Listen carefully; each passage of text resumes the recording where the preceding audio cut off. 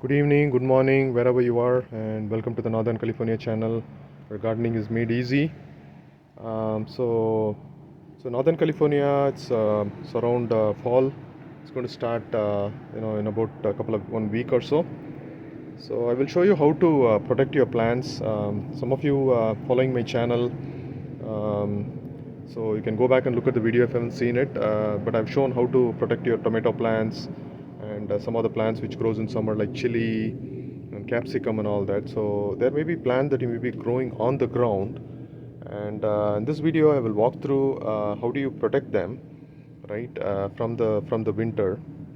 So first I will explain, what kind of plants you need to protect, right? So again, I'm talking about a mild weather here. So here in Northern California, it's a zone 9, and the temperature during winter, it kind of goes to sometimes, 33, 30, it kind of goes to 30. So basically there are two things here, right? So one is freeze and the other one is frost. So anything below 40, 39 to 33, they basically call it as frost. So during frost, the plants may damage, and if the temperature goes below 33, it's a freeze, right? The plants can damage also. So there are plants that you have to protect it outside, and that's what you're going to see today, from the frost and the freeze both, right? So usually I use AccuWeather is the app that I use.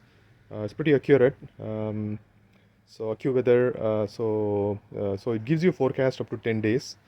So during fall season, I will suggest you to kind of watch what the weather looks in the next 10 days, and then based on that, you can decide. If you have a weekend, you have some time, you can see if you can really protect it and spend some time on it. Right? It's going to be easy. Let me show you. So this one, what I have in front of me is improved Mayor Lemon, and I have never protected this, and I'm not going to protect it in this mild weather. So it has sustained it, and I'm just going to leave it like that. So no protection is needed. But if it goes to like 20 or 22 or whatever deep frost, then you may want to check the guidance in the local area or check in a local nursery. So the second one is what you're showing here is this is a guava plant. It's a healthy guava plant, and the guava definitely needs protection because below freeze it may die. It's been grown quite a bit, but I would still wanted to protect it actually, right? So it's easy to protect it. Banana plant, so I kept it like this last year, and all the leaves dried up, and I did not protect it. So this is acclimated to pretty much acclimated to the Northern California weather. So all the leaves will get dry, and I will chop it off at the end of winter, and it will grow back again. So I'm not going to protect it. Okay, and I'll take you to this is a Fuji apple. So Fuji apples, they don't need protection. These apple varieties, they need chilly weather for it to grow. So there are some chill hours, they call chill hours, right? So the temperature has to go below chilly weather, right? Maybe around 36 or so Fahrenheit, and it needs to have like 500 hours or whatever for it to do a good yield the next season. So Fuji apple does not need any protection.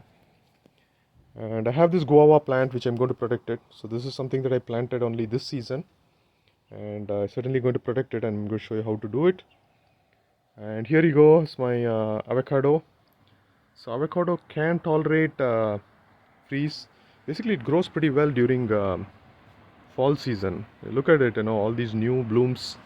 So summer it was a little bit stressed out, and all these new shoots have come up um, in the fall season. So it grows well. So it's been 2 years and I've been protecting it.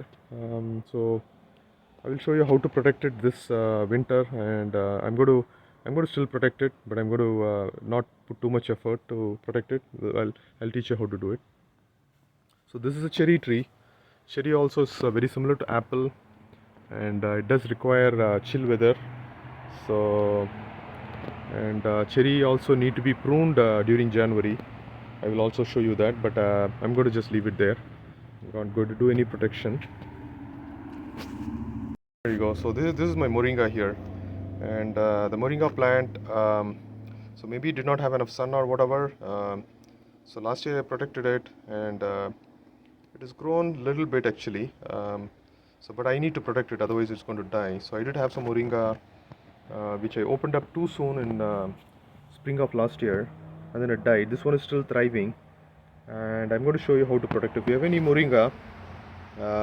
moringa, actually what happens is, it gets tolerant to the winter weather over a period of time, right? So it has to kind of have the bark that has to be formed on the bottom of the trunk here in order to become resilient to the winter weather. So first 2-3 years it has to be protected, right? So, and I will show you how to do this. Here's my pomegranate plant. Pomegranate is extremely resilient to freeze weather, and they thrive in all weather conditions. So you don't have to worry about it, and then you just leave it there. So it's the time for all these leaves to fall, and then probably by February time in Northern California it will start growing fast. So I need to do some pruning of this. It's grown quite a bit. It's got enough leaves and all that this season, and I'll show you how to basically prune it later. So this is another moringa, so I'm going to protect this also, and I'm going to show you this pomegranate plant has given some shade to it, so it's been kind of a little bit slow growth, but I'm going to just keep it here and see what happens. Alright, so here's my curry plant, and curry plant, this year only I planted it sometime in March, and so what I'm going to do is I'm going to protect this plant, definitely protected plant, and I'm not going to prune it. And curry definitely needs protection, and especially it was there in the pot and then I planted it, and I want it to grow really well. So I'm going to show you how to protect this. And this plant right here is basically it's a mandarin orange, and starting to have a lot of shoots. It's been growing a little slow, but I'm just going to leave it here, and it's going to tolerate the weather. Some extreme weather it needs protection, but Northern California I don't need any protection. Alright, so here's a little dwarf magnolia. Such a beautiful plant actually. So it's extremely cold tolerant, and it won't it's a evergreen plant, and it won't fall leaves or anything. So some of you are watching the channel, if you can kindly click the like button, smash the like button, and then subscribe to my channel. I would really appreciate it. And now let's get into how to protect these plants. Alright, here's what I would suggest you to buy actually. So this one actually, this is a protective cloth that I bought it from Amazon. And again, this is not a paid video, so I just I think it's going to cost you like 3 or 4 bags is going to cost you about $20 or so. So what you want to do is first, so this one actually, if you look at these bags, right, I got about 4 packs. So each of them are about 9.4 by 31 inches. So what you would do is, first of all, if you're going to protect the plant, right, I would suggest you to kind of measure what would be the height and what would be the width, right? So based on that, you wanted to buy a bag. Okay, this is a very simple solution, buying these bags. And I would not suggest you to go for plastic, because these bags are really breathable, right? So look at this, so it's breathable bags, and it gives you some protection, and it also lets the air inside, and so it has got a nice little knot here on the bottom. So basically you can tighten it up and then just leave it for the winter, and so it doesn't take much time actually. This protection doesn't take any time, and you should be able to look into the weather, and just a couple of days before you can just basically protect it. So let me show you how to do the protection now. So here's my guava plant, and I'm going to protect this with this new fabric that I bought. One more suggestion I would give you is don't prune this now. Just let the leaves and everything be there, and in the spring you can start pruning actually, because spring is the right time to prune it for it to get additional growth. Don't prune it in winter, because before going to winter, because that might hurt the plants actually. Okay, here you go. That's all I did actually. So I've kind of nicely covered it. So I did measure the height and the width, and I put all the leaves inside, all the branches inside, and then I nicely covered it. Then I tightened the kind of a zip in the bottom. What I'm going to do is you can put some rocks, and then just put some mulch on the side so that the cold air doesn't kind of sneak in. So I'm going to put some mulch on the bottom. Okay. All right, here you go. So already protected the plant, and I put some mulch on the bottom, and I put some stones also. So this should definitely take care of it. There is a frost, and so kind of put some rocks, and then the rocks I put it so that the bag doesn't fly away if there's any strong wind or anything. And the mulch is required to kind of keep it warm, and no cold air can enter inside, right? So those are the two steps, and so this is the easiest way to kind of protect it, and that's it actually. So it's a breathable bag. So you're thinking about the water actually, since the drip system is going to take care of it. If there is a drip system, it's going to let the water and reduce the water. So when there is winter, go back and reduce. If you kept it very high in winter, and usually reduce my budget. I make it like 120-30% during summer, and I sometimes hand water it. And then during winter, I basically reduce the percentage to like if there is a rain, reduce it to like 60-50% or whatever. I throttle the budget.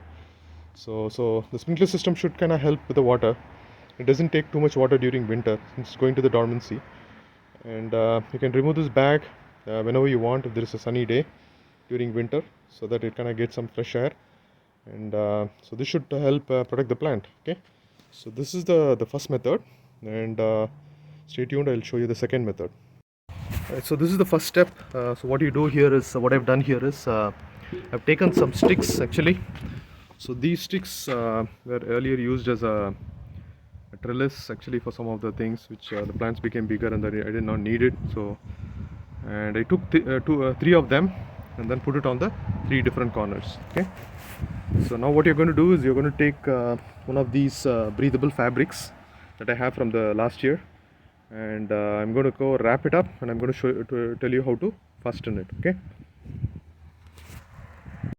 here's what I did. So I showed you that I had put those three sticks. Okay, so I took this breathable fabric, and then I wrapped it up. So if you want to have 2 or 3 times, it's going to give you additional protection if you have more winter weather. So I use these clips right here.